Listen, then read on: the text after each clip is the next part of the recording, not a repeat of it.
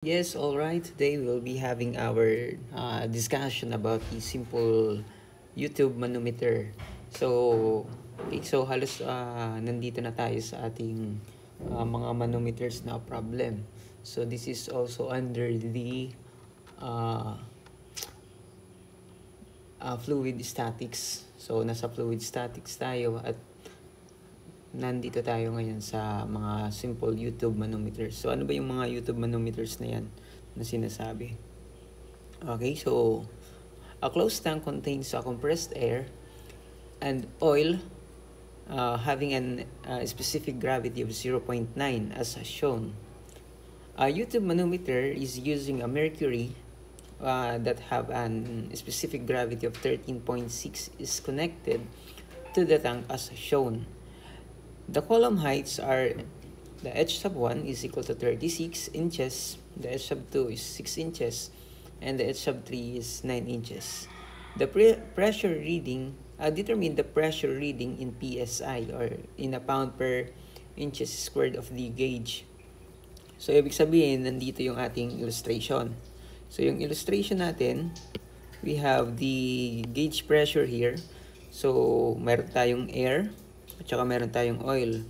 Yung oil is hanggang dito. Tapos yung mercury natin is ito.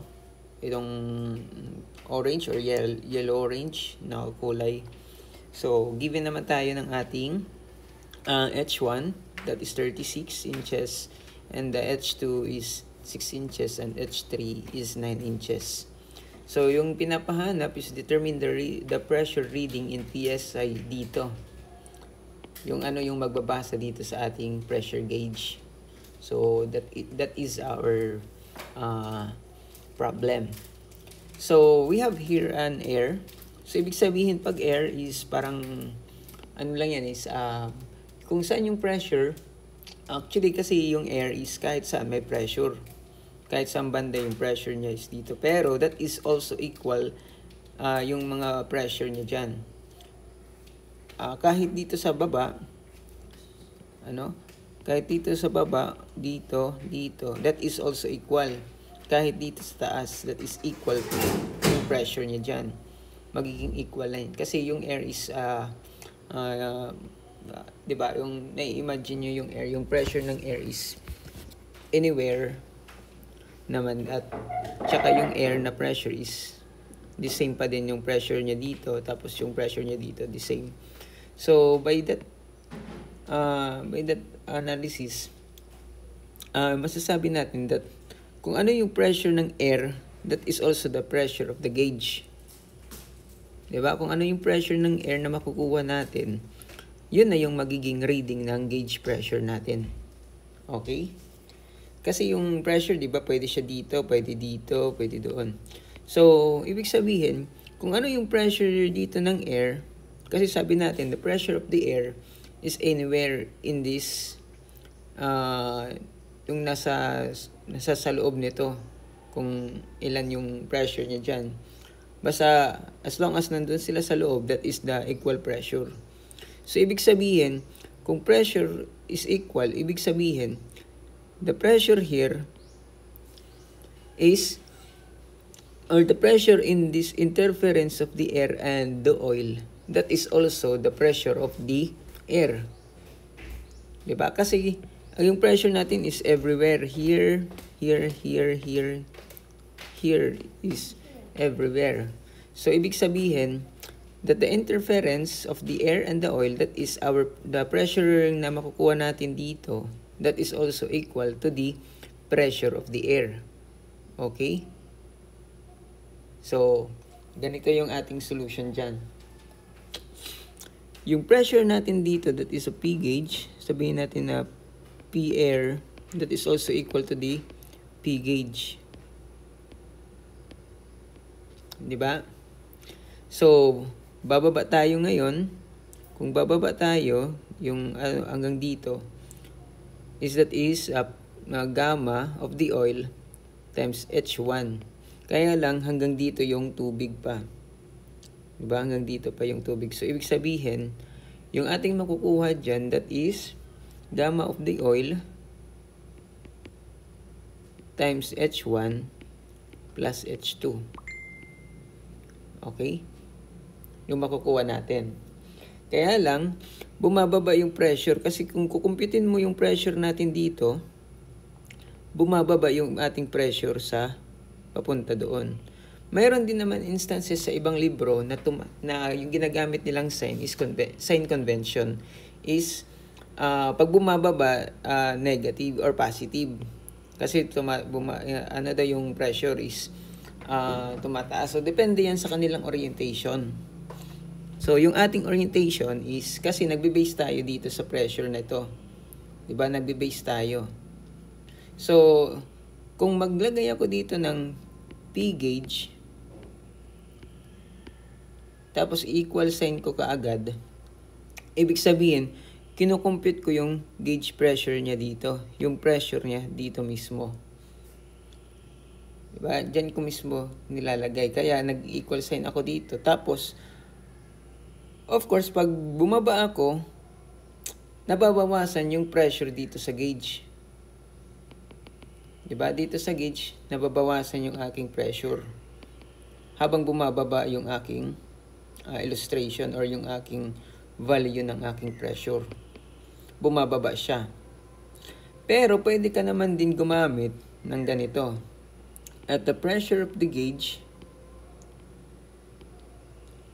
plus yung pressure mo dito.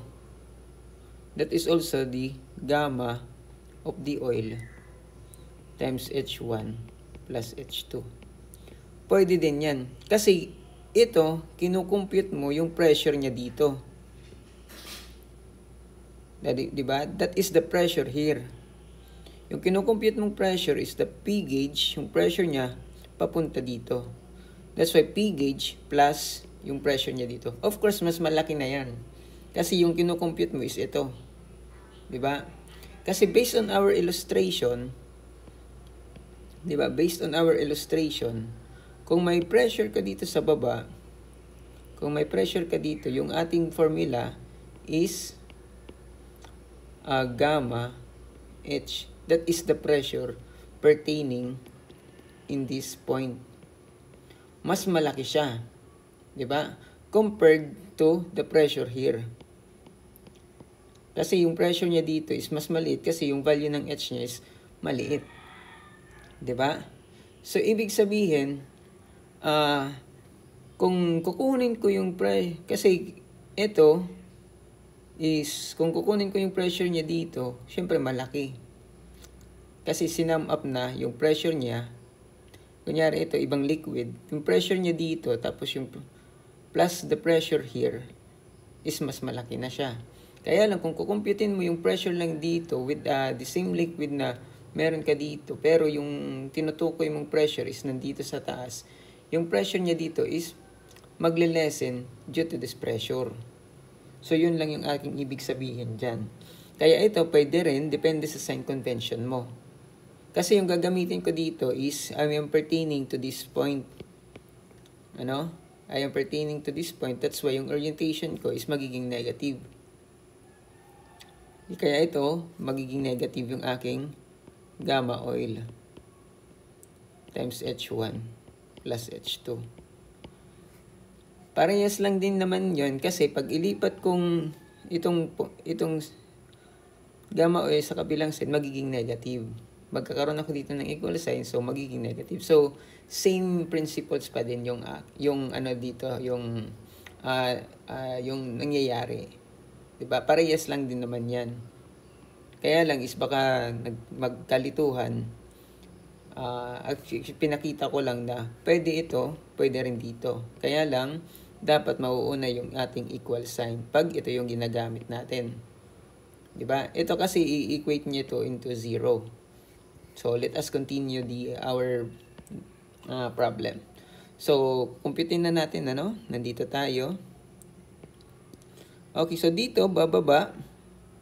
Tapos tataas ulit. So, this would be negative plus. So, magka-cancel out yan. So, hindi na natin, no need to compute that one.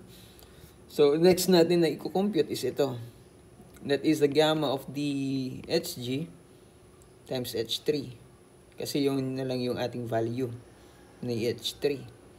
So, ito lang yung kukumputin. So, that is positive naman kasi pataas na tayo. Pero kung iba yung ginagamit mo, yung kanina na na-discuss natin, that would be negative. Kasi iba yung orientation nila sa sign convention. Pero, halos parehas lang din naman yan. Okay, so, lagay natin dito yung ating solution. So, this is the gamma of the oil times H plus 1, H1 plus H2 plus the gamma of the mercury, the mercury and the H3 multiplied by the H3. Okay? So, substitute na natin. So, we have the gamma of the oil. The gamma of the oil, mayroon tayong specific gravity na 0.9. So, gumamit tayo dito ng 62.4 because we are pertaining to the unit of PSI. So, that is unit weight of the water is 62.4 pound per cubic feet. So, multiply natin by, convert natin ito kasi kailangan ko itong ma-convert into inches. So, 1 foot is equivalent to 12 inches. So, since naka-cube dito, we need to cube this one also. 36 inches plus 6 inches, that is H1 and H2. Okay, same procedure pa rin dito sa ating mercury. 13.6 times 62.4, tapos convert ulit natin into inches, in the cubic inches pala I should say. So, times 9, that is the H3. So, we will have the value of 3.06 PSI. That is our answer for this simple YouTube manometer.